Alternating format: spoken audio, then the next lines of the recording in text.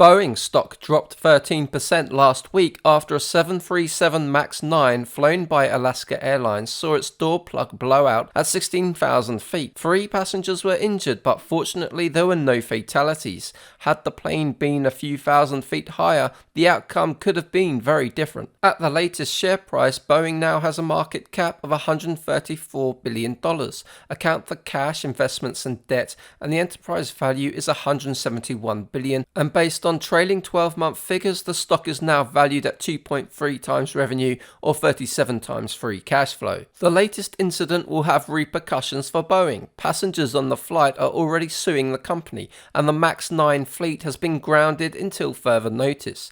The MAX already had a shaky reputation after 2 crashes in 2018 and 2019 led to another grounding. That caused significant production delays and Boeing's revenue dropped by almost a quarter. Then the pandemic happened and Boeing took another big hit to its business. The biggest worry for investors right now is if airlines begin to rethink their commitment to Boeing's planes due to safety concerns. That seems unlikely, however, due to the nature of the industry. Boeing and French rival Airbus operate a duopoly that has huge barriers to entry and political ties. China's state-owned Comac could be a threat over time, but airlines are looking for planes now, and there are only 2 options available. At the end of the third quarter, Boeing had a backlog of over $400 billion, including orders for more than 5,000 commercial airplanes. Those numbers highlight the epic demand for air travel. The developing world simply doesn't have enough planes. For example, the entire country of India has a smaller fleet than Southwest Airlines. Demand for airplanes is why Boeing stock rallied 37% last year,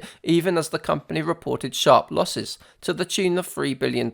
Meanwhile, it's not clear if Boeing is even at fault for the blowout. Spirit Aerosystems built the fuselage that failed, and Alaska Airlines flew the plane despite multiple pressurization warnings. All that said, this is another setback for Boeing, which raises more questions about the company's culture.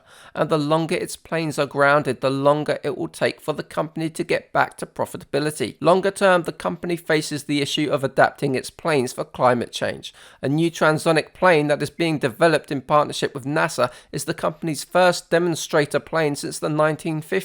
Adapting to climate change will need investment, and it's not clear what the airline industry will even look like in 10 years' time. That said, Boeing is a strategic asset for the United States, and its large backlog of orders gives the stock some downside protection.